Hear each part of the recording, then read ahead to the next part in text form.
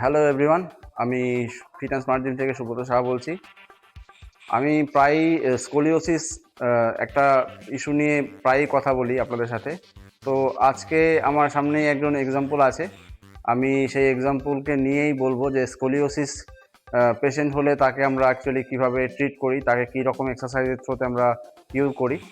তো দেখুন আগে তার কন্ডিশনটা বডির, তারপরে হচ্ছে আমি পুরো বিস্তারিত বলছি। দেখুন, এ আমাদের কাছে নতুন এসছে, আমাদের এক ক্লায়েন্ট। তো এর হচ্ছে স্কোলিওসিস ইস্যু আছে। ভালো করে দেখলে বুঝতে পারবেন যে স্পাইন পুরো বেঁকে গেছে। তার সাথে ওর যেটা রিসেন্ট প্রবলেম হচ্ছে, অ্যাকচুয়ালি স্পাইন বেঁকে যাওয়ার কারণে অনেকগুলো প্রবলেম হয়েছে ওর সাথে।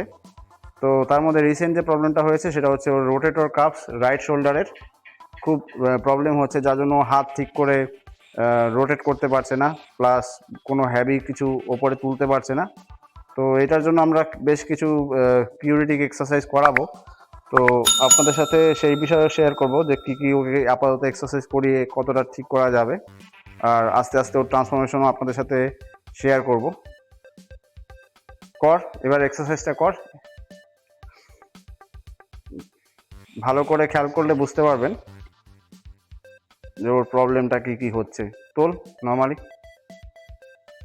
রোটেটর কাপস রাইট শোল্ডারে যেটা আছে, দেখুন খুব ভালো করে দেখলে বোঝা যাচ্ছে যে ইমব্যালেন্স হচ্ছে।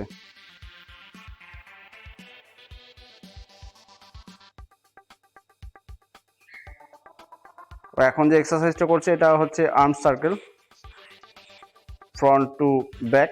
তো এটা আপাতত ওর প্রচণ্ড ব্যথা হচ্ছে রাইট শোল্ডারে, সেটার জন্য এই এক্সারসাইজটা করানো হচ্ছে।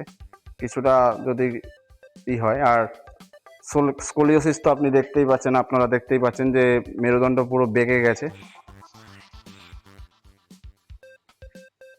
তো একে আমরা আস্তে আস্তে কিউর করব, তারপরে ওর ট্রান্সফরমেশন হয়ে গেলে অবশ্যই দেখাবো, আপনাদের সাথে আবার শেয়ার করব। এবার বাকি বিস্তারিত বলছি যে এটার জন্য কি কি করণীয় থাকবে। তো দেখলেন স্কোলিওসিস ইস্যুতে ওর বডিটা ঠিক কেমন হয়ে গেছে, আর রিসেন্টলি ও আমাদের কাছে অ্যাডমিশন নিয়েছে, জাস্ট 3 দিন হয়েছে। তো এর মধ্যেই ওর এইরকম আরও প্রবলেম বেড়েছে, যেমন রোটেটর কাপসে প্রবলেম হচ্ছে, হাত ওপরে তুলতে পারছে না, হেভি ওয়েট তো তুলে দূরের কথা, হাতই তুলতে পারছে না। তো এই ইস্যুগুলো নিয়ে আমরা এখন কাজ করব আলটিমেটলি, আর ওর বডি ট্রান্সফরমেশন হলে আপনাদের সাথে সেটাও শেয়ার করব কতটা কি কিউর হচ্ছে। তো এইটুকুই বলবো যে স্কোলিওসিস ইস্যুটা কিন্তু নর্মাল, এখন মোটামুটি 90% লোকের মধ্যেই দেখা যাচ্ছে।